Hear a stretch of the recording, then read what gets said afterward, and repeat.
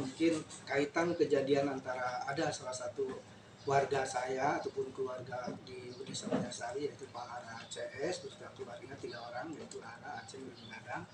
Mereka lagi punya masalah dengan pihak perhutani,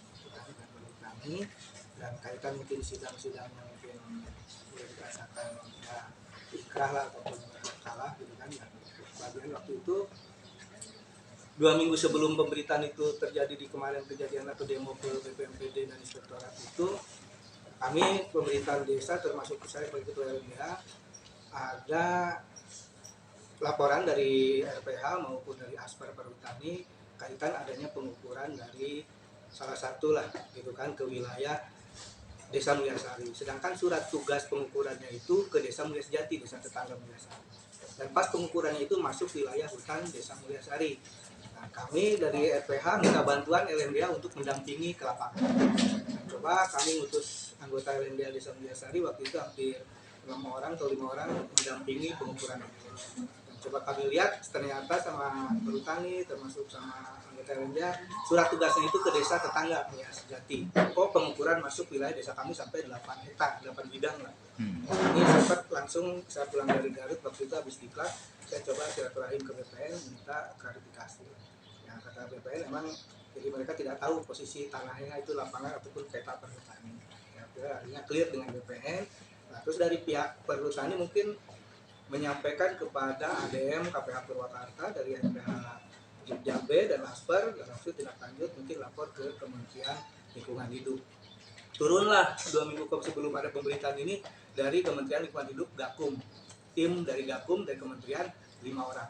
Mereka tembusan ke desa kecamatan Muspika lah untuk pemasangan plang, bukan patok ya. Yang diberitakan kemarin kan pematokan.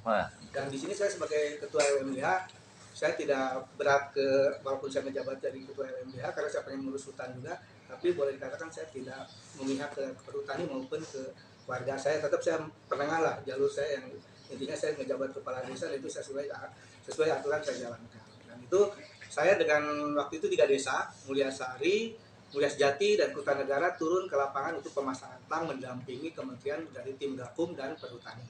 Nah, itu pemasangan plang wilayah hak Mulyasari, Mulyasjati itu 2 sampai 3 hari. 3 hari ya, itu bukan dari hari waktu itu, dari hari Kamis, Jumat, dan Sabtu terakhir. Dan terakhir di Mulyasjati pemasangan plang dari kementerian itu. Bukan pematokan ya, karena yang diberitakan pematokan. Dianggapnya saya memihak ke kehutanan gitu sama pengacara maupun dengan ahli waris dari Ondo yang ada CS lah. Nah, itu klarifikasi saya bahwa saya di situ cuma melaksanakan kewajiban saya sebagai ketua LMDH mendampingi dan mengetahui sebagai kepala desa ikut mendampingi di sana. Dan itu juga bukan saya aja, 3 desa, Ruspika juga hadir, Pak Kapolsek juga hadir, Pak dan Ramil diwakili oleh Pak Desa dan Pos waktu itu. Semua ada, dan di Pol PP juga ada, dari kecamatan yang hadir.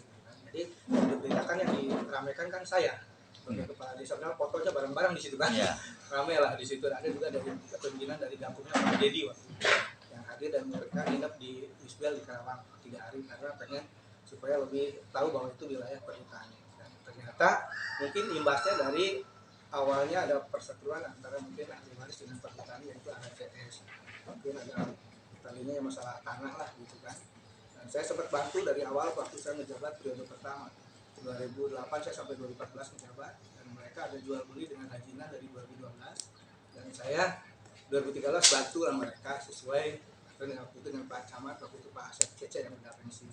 Dan saya bantu di ruangan Pak Camat waktu itu. Memang mereka ngejar saya, dan saya tolak karena luasnya melebihi hak mereka memasuki wilayah hutan. Waktu itu saya belum jadi ketua LMDH ya, masih jadi menjabat kepala desa periode pertama. Dan saya bantu waktu itu, dan saya minta pernyataan dari mereka. Andai kan ini bermasalah, jangan bawa-bawa saya nanti ke depan, karena ini sudah melebihi aturan. Saya bilang luasnya memasuki wilayah hutan.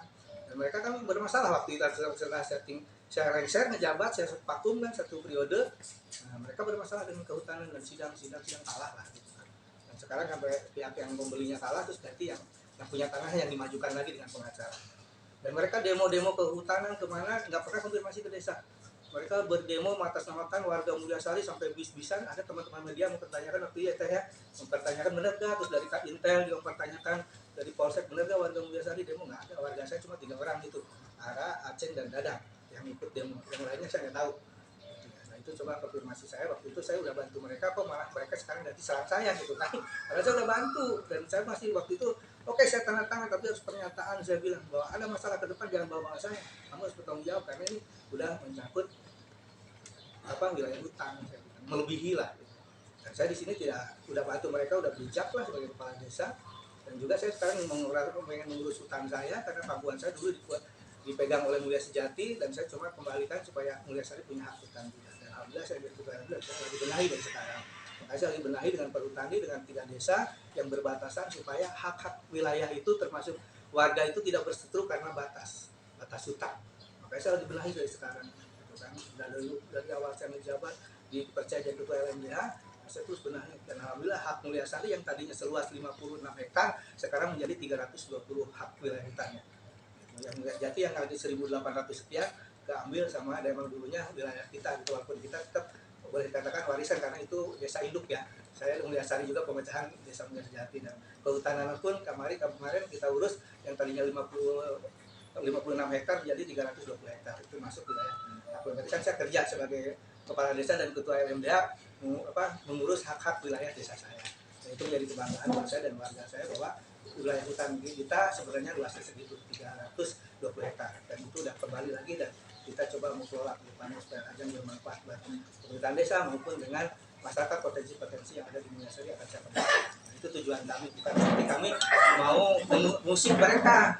Ada dan yang mempunyai tanah itu saya tidak mengusik mereka, karena kami mengurus sebagai LMDH hak hutan di daerah. Dan sekarang kejadian ada pemerintahan itu, ya kami dengan teman-teman dengan API, alhamdulillah API komunikasi sama saya, Pak Lurah itu tolong konfirmasi hak jawab Pak Lurah. Ya, makanya saya alhamdulillah bisa silaturahim sekarang untuk semua yang bisa hadir, dan saya coba jawab. Mungkin itu aja yang bisa saya sampaikan. Mohon maaf bila ada kekurangan ataupun salah bicara, saya mohon maaf. Tapi pada intinya saya sebagai kepala desa, pada warga saya selalu ikut andil dan bijak untuk membantu kaitan permasalahan. Kalau mereka mau konfirmasi ke saya ataupun mau data, atau semenjak mereka sidang-sidang pun ya mereka tidak pernah ada konfirmasi. Dan saya pernah tidak dilibatkan di sini. Nah, itu yang harus saya sampaikan. Terima kasih. Assalamualaikum warahmatullahi wabarakatuh. Waalaikumsalam warahmatullahi wabarakatuh. Pak Camat, demikian soalnya berikutnya atas dilaporkannya Margono Desa Mulia Sari dan DPMD dan Sekolah tanggal 9. Terima kasih. Assalamualaikum warahmatullahi wabarakatuh. Terkait tanggapan yang dilaporkan Kepala Desa Margono ya, Desa Mulia Sari ke DPP dan maupun inspektor, saya kira itu hal yang wajar-wajar saja bagi mereka, tetapi memang ini harus dilihat dulu ya, harus dilihat dulu seperti apa kan gitu kan. Tidak bisa peta dengan kejadian ini terus ingin melaporkan ke DPRD apalagi membawa ke inspektorat. Karena tadi sudah gamblang disampaikan oleh Pak Kepala Desa ya, bahwa di sini Kepala Desa itu selain sebagai Kepala Desa juga sebagai Ketua LMDH.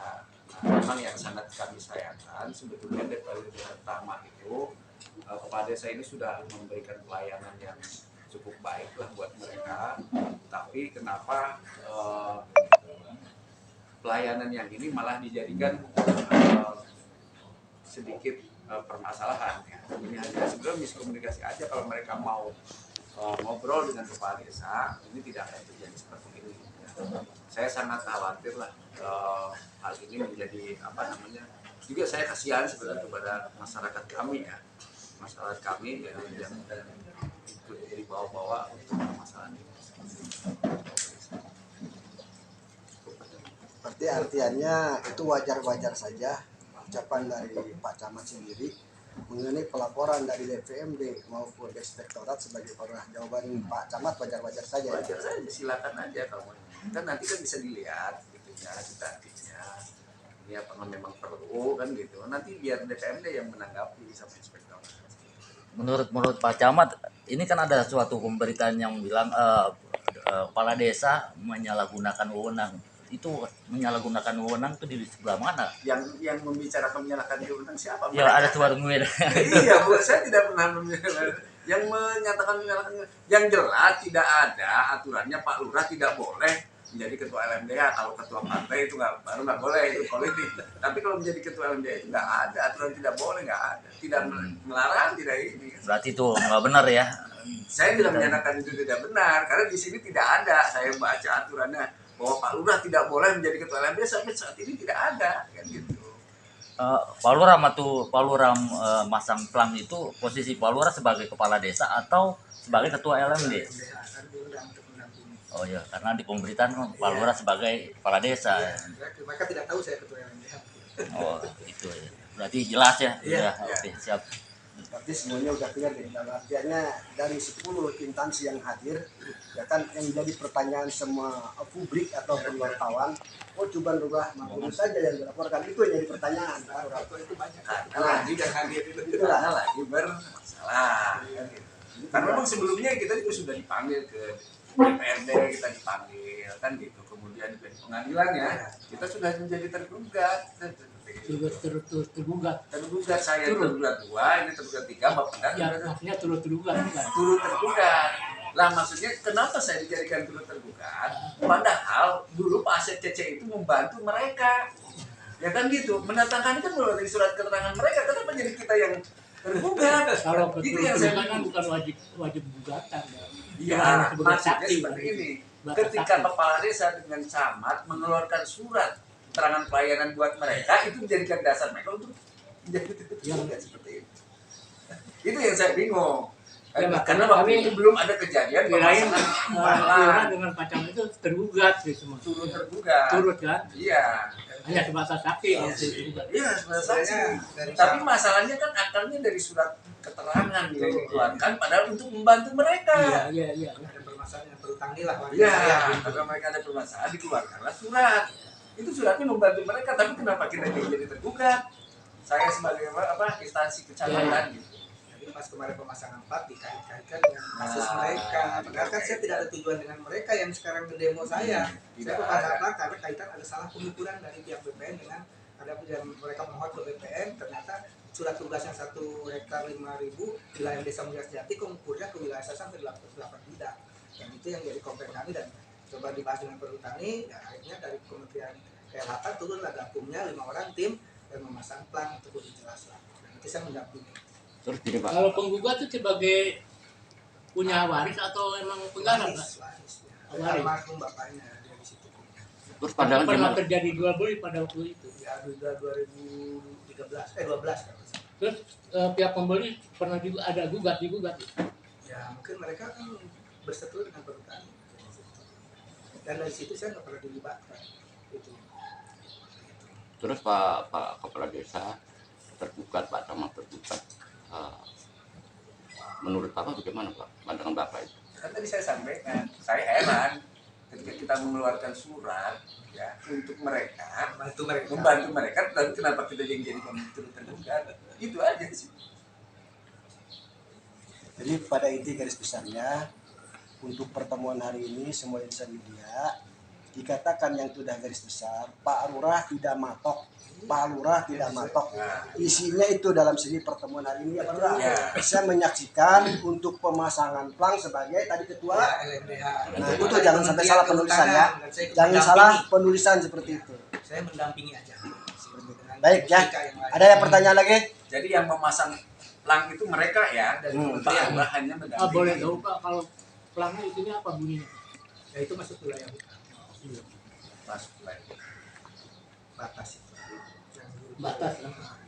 Jadi bukan yang memasang juga, Pak Lurah hanya mendampingi. Dekatnya mendampingi aja.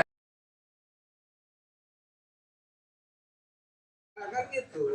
Permasalahan mah kelebihannya Kok mereka nggak pernah konfirmasi semenjak bermasalah dengan hukum. Harusnya kan minimal ya mau demo mau apa ada tebusan atau dosa. Sama ini saya nggak pernah ada tebusan dari ahli waris itu. Untuk harapan ke depan seperti apa Pak? Harapan ke depan. Ya harapan ke depan semuanya bisa beres lah rapi tidak ada masalah karena itu masih warga saya gitu kan. Siap. Oh cukup. Oke. Ya.